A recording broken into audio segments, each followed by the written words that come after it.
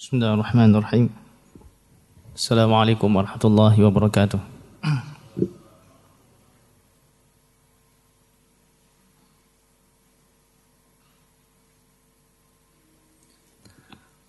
Alhamdulillahi rabbil alamin wa sallallahu wa sallama ala nabiyyina Muhammadin wa ala alihi wa ashabihi ajma'in, amma ba'du. Insyaallah pada malam ini kita akan lanjutkan pembahasan kitab Asy-Syama'il Al-Muhammadiyah. Itu berkenaan dengan babu ma jaa'a fi hijamati Rasulillah sallallahu alaihi wasallam. Yaitu bab yang berkenaan dengan berbekamnya Rasulullah alaihi salatu wasallam. Isnad.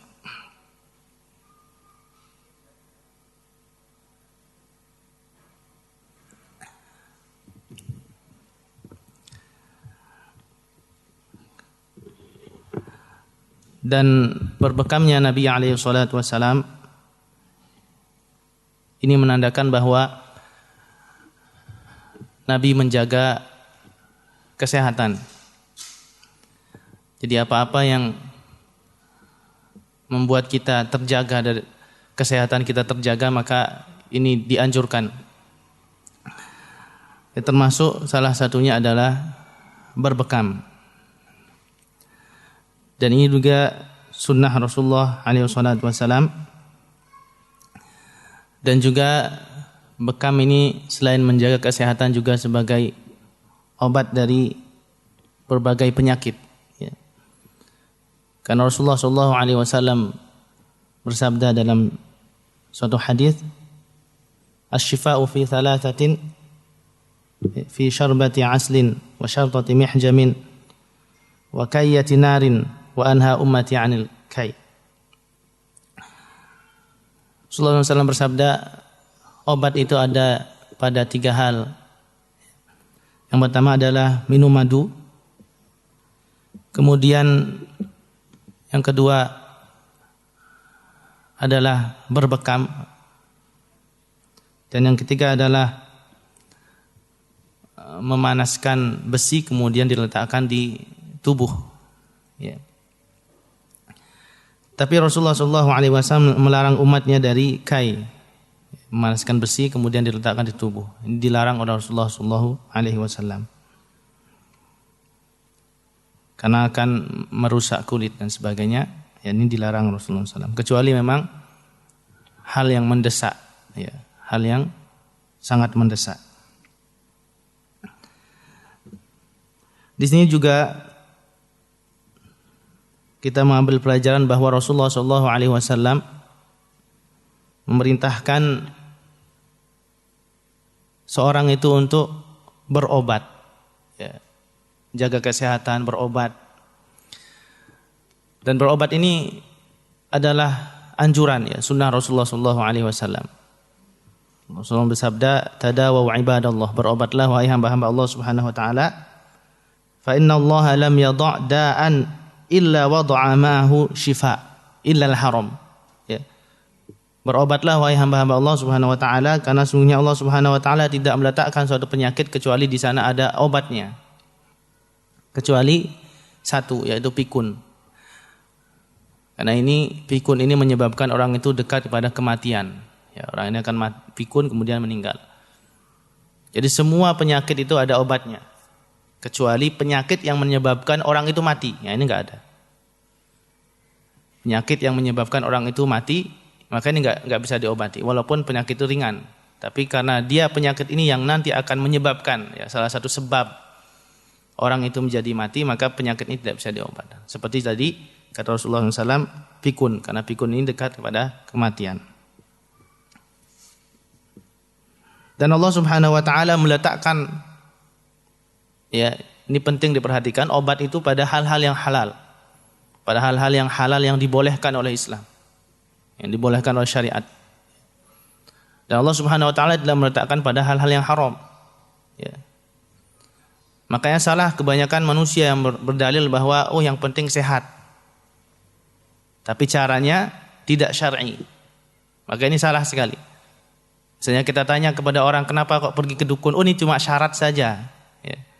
Syarat saja, tapi sembuh, Pak. Nah, ini salah, syaratnya salah, ya. Caranya salah. Karena Islam ini Allah Subhanahu wa taala melihat proses seorang itu. Ya, bukan cuma hasilnya. Hasilnya terserah Allah Subhanahu wa taala, tapi melihat prosesnya. Maka kebanyakan orang-orang yang berobat pada tempat-tempat yang tidak dibolehkan dengan obat-obat yang diharamkan, dalilnya cuma ini, syarat saja agar sembuh. Ya. Padahal apa? Prosesnya, syaratnya itu tidak dibolehkan oleh Islam. Pergi ke dukun dan sebagainya, walaupun nampaknya sembuh. Sebagaimana misalnya orang sembuh kesembuhan ini kan rezeki dari Allah Subhanahu wa taala. Orang saya punya duit sekarang, tujuannya duit. Caranya apa? Mencuri, jelas nggak boleh. Ya, karena caranya tidak syar'i. Atau misalnya orang punya anak, caranya apa? Yang syar'i nikah. Ya. Yang nggak syar'i nggak nikah. Artinya Islam ini tidak cuma melihat hasilnya, tapi melihat prosesnya. Jadi ketika orang mengatakan, saya sembuh dengan hal kedukun sembuh, tapi caranya salah. Seperti misalnya orang, saya dapat duit, tapi caranya mencuri. Saya tidur, alhamdulillah seger, tapi tidurnya pas waktu azan. Ini caranya salah. Haram hukumnya. Jadi kebanyakan orang itu tertipu syarat saja. Syaratnya salah. Seperti orang punya anak tadi, syaratnya nikah, bukan dengan zina. Ya. Zina itu dosa besar, pergi ke dukun juga dosa besar. Walaupun sembuh nanti, ini juga dapat duit. Saya alhamdulillah punya rumah, gimana caranya? Merampok. Sama aja. Alhamdulillah saya sehat, caranya gimana? Ke dukun. Sama aja. Ini penting diperhatikan. Jadi orang banyak tertipu di sini. Ya. Banyak tertipu. Makanya orang lebih penting dia sakit dengan cara yang syar'i, dengan sembuh dengan cara yang enggak syar'i. Sebagaimana lebih penting, lebih afdol dia punya anak dengan cara syar'i daripada anak yang enggak syar'i, seperti itu. Jadi jangan dibeda-bedakan. Penyakit sembuh sama rezeki yang lain jangan dibeda-bedakan. Kesembuhan, uang, rumah, anak itu semua sama rezeki dari Allah Subhanahu wa taala. Dan kita cari dengan cara yang syar'i. Dan salah satu cara syar'i yang Rasulullah SAW perintahkan yaitu hijamah, yaitu berbekam. Dan ini mujarrab, ya, sangat terbukti, ya, manjur, ya. Dan seorang ketika berobat itu tidak menafikan bahwa orang itu tidak bertawakal, enggak. Ya, orang berobat itu justru dia bertawakal kepada Allah Subhanahu wa taala dengan ikhtiar yang sepenuh-penuhnya, sebagaimana orang bekerja untuk mencari uang. Dia bertawakal kepada Allah Subhanahu wa taala. Dan Rasulullah SAW adalah imamnya orang yang bertawakal. Ya, imamnya orang-orang yang bertawakal. Rasulullah SAW berbekam dan berobat. Bisnad ilal muallif rahimahullah, babu ma jaa fi hijamati Rasulullah sallallahu alaihi wasallam. قال حدثنا علي بن حجر قال حدثنا إسماعيل بن جعفر عن حميد قال سئل أنس بن مالك رضي الله عنه عن كسب الحجام فقال أنس رضي الله عنه احتجم رسول الله صلى الله عليه وسلم حجمه أبو طيبة فأمر له بصاعين من طعام وكلم أهله فوضعوا عنه من خراجه وقال إن أفضل ما تداويتم به الحجامة أو إن من أمثل دوائكم الحجامة. Di sini juga diriwayatkan oleh Bukhari dan Muslim dari Humaid mengatakan su'ila Anas ibn Malik radhiyallahu anhu. Ya, Anas bin Malik sahabat Rasulullah SAW, termasuk 7 orang yang paling banyak meriwayatkan hadis, ditanya an kasbil hajjam, tentang usaha atau upah seorang pembekam. Jadi seorang tersebut bertanya kepada Anas ibn Malik tentang upah seorang pembekam. Yang mana mungkin orang tersebut bertanya karena ketidaktahuannya, atau mungkin karena tahu bahwa ada hadis Rasulullah SAW yang berbunyi kasbul hajjami khabith. Ya, ada hadis Rasulullah SAW bahwa upah tukang bekam itu khabith, yaitu kotor atau rendah, ya, atau rendah atau kurang mulia, ya, khabith.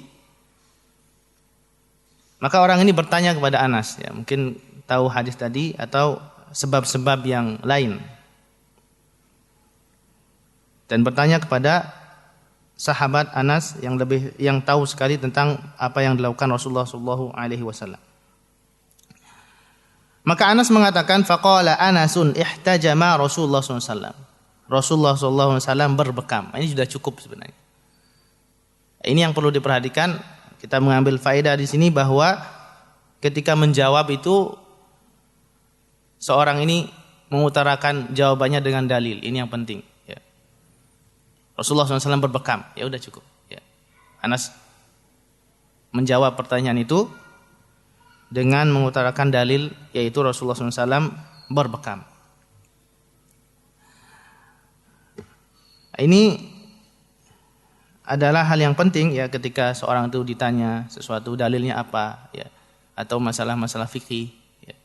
Bukan cuma ucapan-ucapan ulama, ya, tapi namanya orang itu faqih, faham itu kenapa ulama berpendapat seperti ini. Nah, dari mana? Itu namanya orang faqih, orang paham. Ya, bukan cuma ini hukumnya gini, kemudian gini. Tapi kenapa seperti ini? Nah, karena ini hadis Rasulullah SAW. Kenapa seperti ini? Karena ini. Nah, ini namanya orang itu faham. Oh ya, ini ternyata ulama ini ngambil dari sini. Nah, ya, kebanyakan sekarang kan ucapan-ucapan, nanti yang dijelaskan itu ucapan itu. Ya. Nanti muridnya lagi yang jelaskan ucapan gurunya, akhirnya melebar ucapan. Akhirnya nggak kembali kepada Rasulullah SAW. Yang namanya orang itu paham, dia mengetahui sebab ulama itu mengambil dari mana, ya, ini dalilnya. Nah, ini Anas bin Malik langsung menjawab dengan dalil dari as-sunnah. Ya. Wa hajamahu Abu Thaibah, dan Rasulullah SAW dibekam oleh Abu Thaibah. Ini seorang budak, ya, dari Abu Mas'ud al-Ansari. Ya. Budak. Fa amara lahu bisa'aini min ta'amin wa kallama ahlahu fawada'u anhu min kharajihi wa qala inna min afdali ma tadawaitum bihil hijamah aw min amsali dawaikumul hijamah.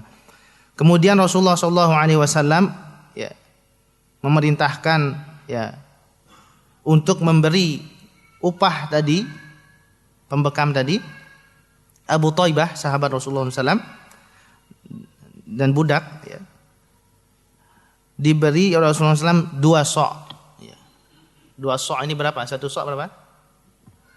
Pernah kita bagi mud, 1 sok 4 mud. Ya. Berarti 2 sok 8 mud. Ya, jadi 8 mud. Kemudian Rasulullah SAW ngomong sama majikannya, ya, majikannya untuk meringankan, ya, untuk meringankan upahnya. Jadi karena seorang majikan, ya, terkadang memerintahkan seorang budak itu untuk bekerja, ya, nanti misalnya sehari seorang budak itu nyetor ke majikannya misalnya 2 sok, ya, atau 3 sok dan sebagainya, maka budak itu bekerja, ya, nanti dia nyetor ke majikannya 2 sok dan sebagainya, sisanya diambil. Ya, Rasulullah SAW berbicara kepada majikannya untuk meringankan upah seorang budak tadi. Ya. Ini adalah bagaimana Rasulullah SAW prihatin kepada seorang yang lemah, ya, orang budak. Rasulullah SAW prihatin, kemudian berbicara dengan majikannya untuk menurunkan, ya, upahnya. Ya, Rasulullah SAW memberikan 2 sok. Kemudian Rasulullah bersabda, sungguhnya obat yang afdal, yang manjur adalah hijamah, bekam, dan ini adalah salah satu dari obat-obat yang sangat mujarab, ya. Nah, dari sini para ulama berbeda pendapat tentang upah seorang yang pembekam, ya. Maka sebagian mereka mengatakan makruh dan sebagian lain mengatakan mubah, ya boleh saja, jawaz. Yang mengatakan makruh karena tadi hadis tadi, ya. Upah seorang pembekam itu kotor atau rendah, ya. Kemudian yang bukan boleh ya hadis ini dan hadis-hadis berikutnya, ya. Ini mazhab Hanafi, kemudian Maliki mana boleh saja. Hambali sama Syafi'i makruh, ya makruh. Kenapa? Karena beberapa alasan untuk menggabungkan hadis tadi. Yang pertama haram, ya dilarang. Kemudian ada hadis ini digabungkan jadi haram itu jadi makruh. Haram itu jadi makruh. Kenapa ilahnya? Mazhab Syafi'i mengatakan makruh karena seorang itu berkecimpung langsung dengan hal yang najis, ya darah dengan najis. Ya, dia berkecimpung langsung dengan hal najis. Nah, di sana sebab itu. Ya. Tapi ini ada sebagian ulama lain mengatakan kenapa dimakruhkan? Karena hijamah ini kan bentuk tolong menolong. Jadi orang itu kalau nolong orang dia nggak usah minta, ya, gitu. Bentuk tolong menolong. Tapi terlepas dari itu ya dibolehkan, ya, boleh saja. Walaupun cari usaha yang lebih lebih afdol. Ini juga sesuai dengan ada tumbuhan seperti bawang, ya, bawang, kemudian bawang putih dan bawang merah ini makruh hukumnya, ya makruh, tapi nggak apa-apa dimakan, ya makruh tapi nggak apa. Termasuk khabith, ya orang makan bawang merah, bawang putih yang masih mentah kemudian karena baunya nggak boleh pergi ke masjid karena baunya. Jadi bawang merah dan bawang putih ini khabith sama seperti tadi tapi dibolehkan seperti itu.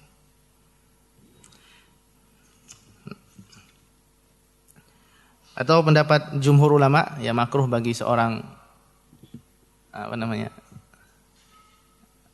orang merdeka, tapi kalau orang budak nggak apa-apa seperti hadis ini.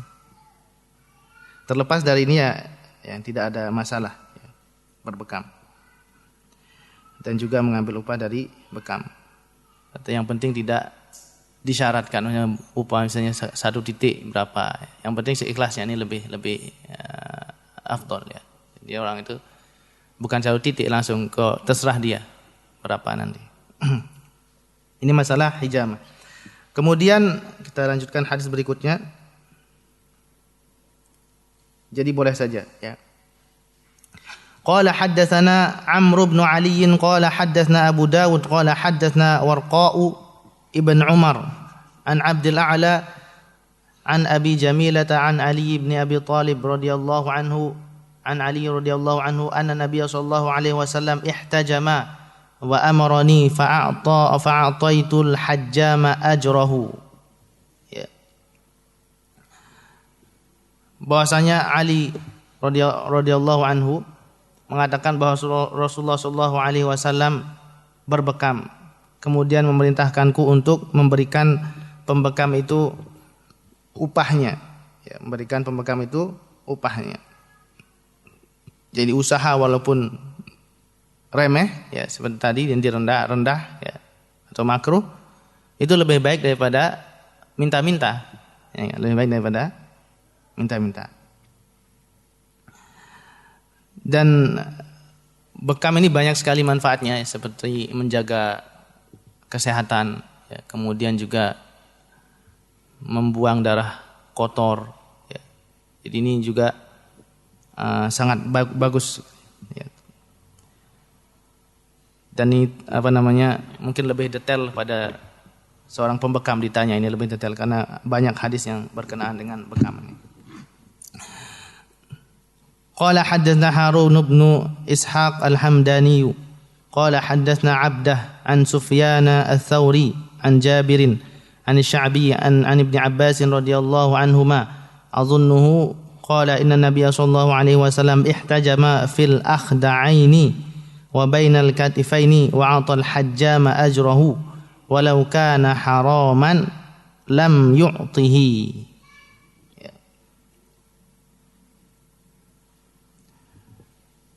dari Abdullah bin Abbas radhiyallahu anhuma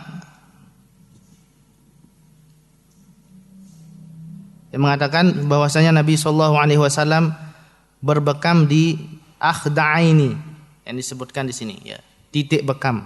Ya. Ada beberapa titik bekam, kemudian nanti akan disebutkan tanggal-tanggal berbekam yang baik. Kemudian juga disebutkan faedah-faedah bekam. Ya, ini agar kita ini menghidupkan sunnah Rasulullah SAW dan juga menjaga kesehatan sejak berobat. Ihtajama fi akhda'aini. Rasulullah SAW berbekam pada akhda'aini. Akhda'aini adalah otot leher samping, ya, dua otot leher samping di sini. Akhda'aini. Yang titik bekam yang ada dalam hadis, ya, ini sangat bagus karena akan mengobati bagian kepala, kemudian mata, telinga, hidung, ini bagian karena dia di otot leher, ya, otot leher yang samping, ya, dua. Ini titik bekam yang sangat manjur. Kemudian wabaina al-katifaini, dan di antara dua pundak ini, yaitu di tengah-tengah paling atas, ya, paling atas di sini. Di belakang, paling atas, di tengah-tengah. Karena di sini tidak ada persendian, dia langsung, dan darah itu banyak kalau keluar di sini. Wa'atul hajjama ajrahu, dan kemudian Rasulullah SAW memberikan pembekam itu upahnya. Kemudian lihat Anas bin Malik mengatakan, Abdullah bin Abbas mengatakan, walau kana haraman lam yu'tihi. Ya, seandainya upah bekam itu haram, Rasulullah enggak akan memberi. Ini sangat kuat dalilnya. Ya. Abdullah bin Abbas mengatakan seandainya haram, Rasulullah enggak beri orang itu. Jadi boleh. Kemudian qala haddatsna Harun bin Ishaq qala haddatsna Abdah an ibni Abi Laila an Nafi' an ibni Umar radhiyallahu anhuma anna Nabiy sallallahu alaihi wasallam da'a hajjaman fahajamahu wa sa'alahu kam kharajuka faqala thalathatu asu'in fawada'a anhu sa'an wa 'atahu ajrahu. Ya. Dari Abdullah bin Umar radhiyallahu anhuma bahwasanya Rasulullah SAW memanggil seorang pembekam. Kemudian orang itu membekam Rasulullah SAW, kemudian Rasulullah bertanya, berapa upahmu? Ya, upahmu, ya, ditugaskan dari majikannya berapa, ya, upahmu. Ini adalah cara Rasulullah SAW ingin memperhatikan seorang yang lemah itu, berapa, apa yang dibutuhkan, berapa upahmu, ya. Jadi seperti itu. Karena sebagian orang, ada orang yang, ya, sengaja menampakkan sesuatu dia punya padahal dia enggak punya. Ini adalah sifat yang sangat baik, ya. Jadi orang itu berpakaian yang stainless dan sebagainya padahal dia enggak punya. Sengaja agar orang ini mengira dia enggak minta-minta. Ada orang sengaja, ya, pakaiannya jelek kemudian agar orang akan dikasih. Ya. Jadi Rasulullah SAW bertanya langsung berapa upahmu agar Rasulullah tahu, Rasulullah ingin, ya, meringankan orang tadi. Dan seperti itulah kita, ya. Ketika orang misalnya orang itu menjaga kehormatannya, kemudian dia agar tidak minta-minta, ya, kemudian kita harus paham orang itu seperti apa, kita yang ngasih.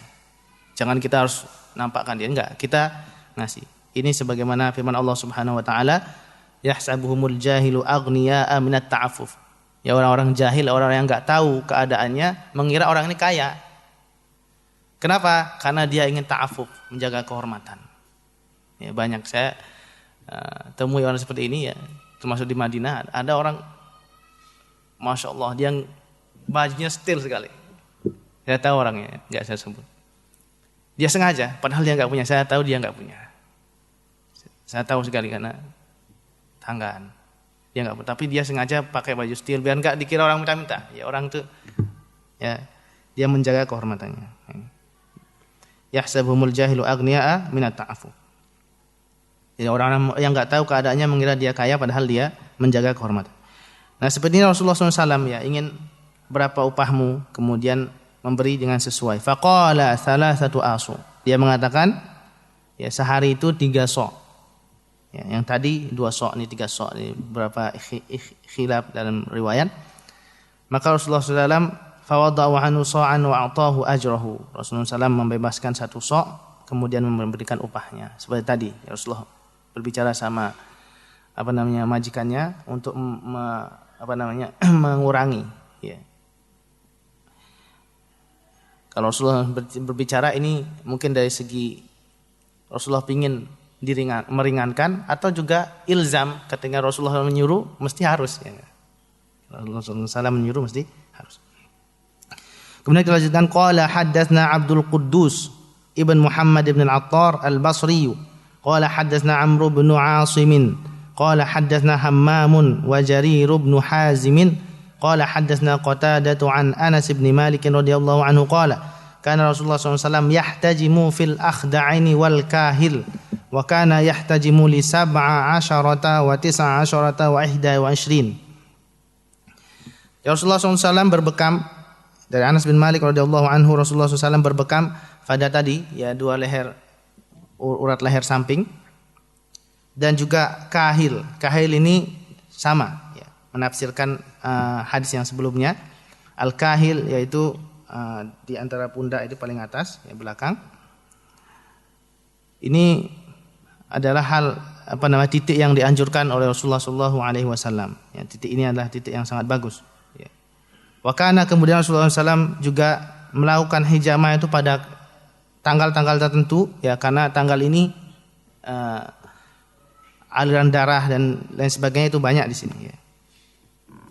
Tanggal berapa? Rasulullah SAW biasa berbekam tanggal 17, bulan Hijriah, ya, tanggal 17, kemudian tanggal 19 dan tanggal 21. Ya, ini tanggal-tanggal ini dianjurkan untuk berbekam. Kemudian qala haddatsna Ishaq bin Mansur qala anba'ana Abdul Razzaq an Ma'marin an Qatadah an Anas bin Malik radhiyallahu anhu anna Rasulullah sallallahu alaihi wasallam ihtajama wa huwa muhrimun bimalalin an zahril qadami. Dari Anas bin Malik radhiyallahu anhu bahwasanya Rasulullah SAW berbekam ketika itu dalam keadaan muhrim, jadi keadaannya ihram, ya, ketika itu di Malal. Di Malal ini tempat di antara Mekah dan Madinah, di punggung kaki,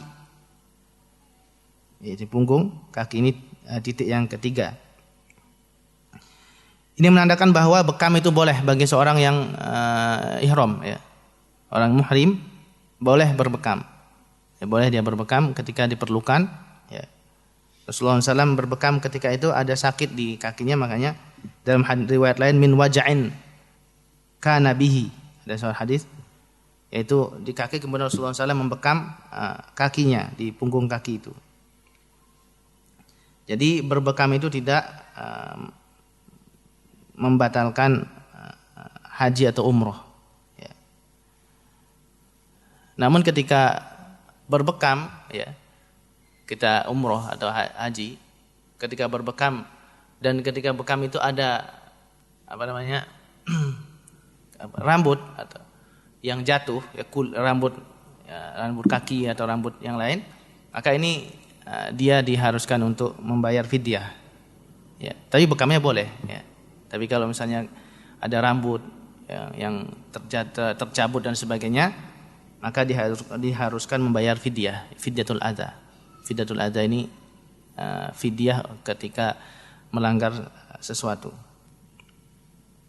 ya, walaupun boleh, ya, tapi ketika ada rambut yang jatuh dan sebagainya, maka dia harus membayar fidyah. Karena Allah Subhanahu wa taala berfirman, "Faman kana minkum maridun aw bihi adzam min ra'sihi fa fidyatun min siyamin aw shadaqatin aw nusuk."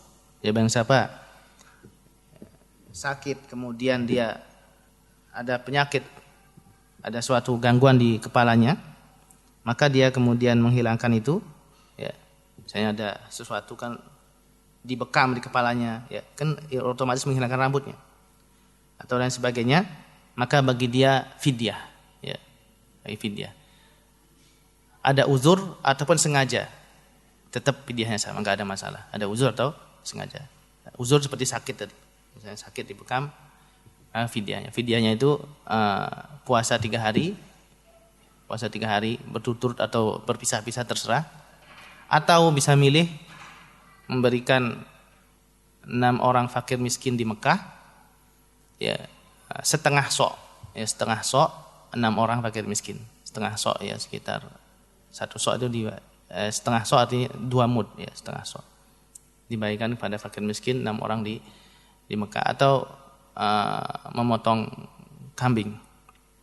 Ini terserah milih yang mana 3 ini, puasa atau memberi fakir miskin makanan atau memotong kambing. Ini fidyah adza ya. Nah, di sini sedikit hukum bekam, kemudian juga ada hal-hal yang berkenaan bekam dan banyak sekali, seperti apakah bekam membatalkan puasa atau tidak, membatalkan wudu atau tidak. Ini masalah khilaf ada ulama. Kalau masalah wudu dia enggak membatalkan wudu. Ya, kalau bekam itu enggak membatalkan wudu. Kalau puasa ini ada khilaf, ya, ada yang membatalkan, ada yang enggak. Tapi jumhur ulama mengatakan tidak membatalkan. Walaupun sebagian Hambaliyah, ya, mazhab Hambali membatalkan dengan dalil-dalil yang kuat. Ya. Nah, ini sedikit tentang bekam. Ya. Jadi cara menjaga kesehatan ya, dalam Islam ada beberapa cara yang seperti tadi. Yang pertama adalah menjaga kesehatan dengan secara umum. Ya. Yang kedua menjaga tubuh dari hal-hal yang berbahaya. Ya, menjaga tubuh dari hal yang berbahaya. Seperti makanya Allah Subhanahu wa taala mengharamkan darah, bangkai ini karena ini nanti berbahaya bagi tubuh. Ya. Kemudian juga menjaga kesehatan. Dalam Al-Qur'an misalnya faman kana minkum maridun aw ala safarin fa'iddatun min ayyamin ukhra. Barang siapa yang sakit atau musafir. Sakit kenapa boleh puasa? Enggak puasa karena dia sakit. Musafir kenapa dibolehkan enggak puasa? Karena takut melemahkan dan membuat sakit. Artinya Islam menjaga orang itu biar sehat. Ya, menjaga kesehatan, kemudian menjauhi hal-hal yang berbahaya. Ya. Yang ketiga adalah mengeluarkan hal-hal yang berbahaya di tubuh. Seperti kenapa BAB, karena mengeluarkan hal berbahaya termasuk juga ini bekam, ya, mengeluarkan darah kotor. Dan bab berikutnya, babu ma jaa fi asma'i Rasulillah sallallahu alaihi wasallam. Bab tentang nama-nama Rasulullah sallallahu alaihi wasallam. Nama-nama Rasulullah sallallahu alaihi wasallam itu banyak ya. Karena sebagian ulama memasukkan sifat-sifat Rasulullah sebagai nama, atau memang ada nama asli ya, kemudian nama-nama yang lain seperti Ahmad dan sebagainya, atau sebagian sifat-sifat Rasulullah SAW dijadikan nama. Makanya sebagian ulama bahkan ada beberapa kitab khusus membahas tentang nama-nama Nabi SAW. Ada 14 kitab lebih. Ya. Ini perhatian para ulama terhadap apa-apa yang berkaitan dengan Nabi SAW. Namun sebagian mereka ada yang terlalu tawassu, terlalu memperluas, ya. Akhirnya yang enggak nama jadi nama, ya. Atau hal-hal yang berlebih-lebihan, ya. Berlebih-lebihan. Qala haddatsana Sa'id bin Abdul Rahman Al-Makhzumi wa ghairu wahidin qalu haddatsana Sufyan an Az-Zuhri an Muhammad bin Jubair ibn Mut'im an abihi qala Rasulullah sallallahu alaihi wasallam inna li asma'an ana Muhammadun wa ana Ahmadu wa ana al-mahi alladhi yamhu Allahu biyal kufra wa ana al-hashir alladhi yuhsharu an-nasu ala qadami wa ana al-aqibu wal-aqibu alladhi laysa ba'dahu nabiyyun. Hadis juga diriwayatkan oleh Imam Bukhari dan Muslim dengan lafaz li khamsatu asma'in. Di sini langsung. Rasulullah SAW bersabda, aku mempunyai beberapa nama, atau riwayat lain ada 5 nama. Ya. Aku ini Muhammad alaihi salatu wassalam, yang nama beliau ketika dilahirkan. Ini Muhammad yang artinya yuhmadu, ya, hamdan ba'da hamd, ya, sering dipuji. Ya. Namanya Muhammad. Muhammad ini terus dipuji, akhirnya terus dipuji, makanya namanya Muhammad. Rasulullah SAW adalah orang yang sangat terpuji, ya, bahkan Allah Subhanahu wa taala memuji dan para malaikat, ya. Ya ayyuhalladzina amanu innallaha wa malaikatahu yusholluna 'alan nabi. Ya. Allah Subhanahu wa taala dan para malaikat memuji Nabi alaihi salatu wasallam. Dan juga banyaknya sifat-sifat yang terpuji yang namanya Muhammad. Ini nama ketika Nabi sallallahu alaihi wasallam diberi nama oleh orang tuanya, kakeknya. Wa ana Ahmad. Kemudian saya juga dinamakan Ahmad. Ya, Ahmad ini diambil dari kata ismu tafdil. Ya. Ismu tafdilnya lebih. Ya. Asghar lebih kecil, akbar lebih besar. Ya. Ahmad lebih paling terpuji. Kenapa? Karena Rasulullah SAW Ahmadun Nas, orang yang paling terpuji, ya. Yang paling memuji Allah Subhanahu Wa Taala. Orang yang paling memuji Allah Subhanahu Wa Taala. Ya. Orang yang paling pandai dalam memuji Allah Subhanahu wa taala. Maka nanti ketika di padang mahsyar, ketika Rasulullah SAW diizinkan memberikan syafaat kubra oleh Allah Subhanahu wa taala, Rasulullah SAW memuji Allah Subhanahu wa taala dengan pujian yang tidak pernah dipuji oleh seorang makhluk pun. Pujian yang tidak pernah dipuji oleh seorang makhluk pun. Rasulullah bersujud kemudian memuji Allah Subhanahu wa taala.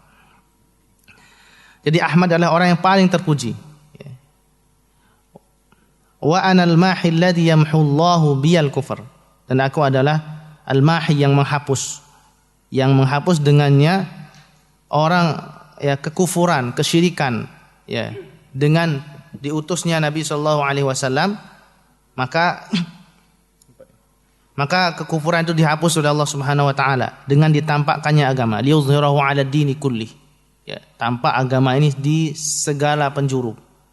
Ya, tidak ada yang tidak mengenal Islam, maka kafiran itu dihapus dengan adanya Nabi alaihi salatu wasalam. Wa anal hasyirul ladzi yuhsyaru nasu ala qadami, dan aku adalah orang yang mengumpulkan, yang mana nanti manusia dikumpulkan di bawah kakiku, artinya dikumpulkan mengikuti Rasulullah SAW. Ya. Rasulullah pertama kali dibangkitkan dari kubur, kemudian manusia mengikuti Rasulullah SAW. Wa anal aqib, dan aku adalah penutup yang mana tidak ada nabi setelahku.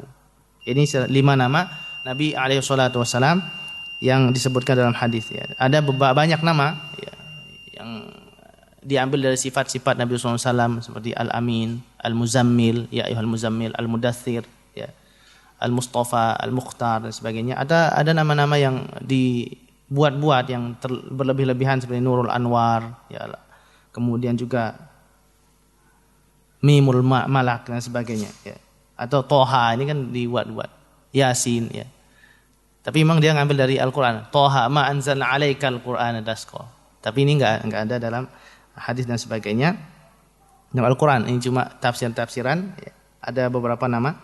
Bahkan sebagian mereka mengatakan ada 300 nama, ada berlebih-lebihan dan sebagainya, ada 1000 nama, ya. Ini nanti kita akan bahas pertemuan berikutnya. Kita tutup dengan doa kepada Allah. Subhanakallahumma bihamdika asyhadu an la ilaha illa anta astaghfiruka wa atubu ilaik. Assalamualaikum warahmatullahi wabarakatuh.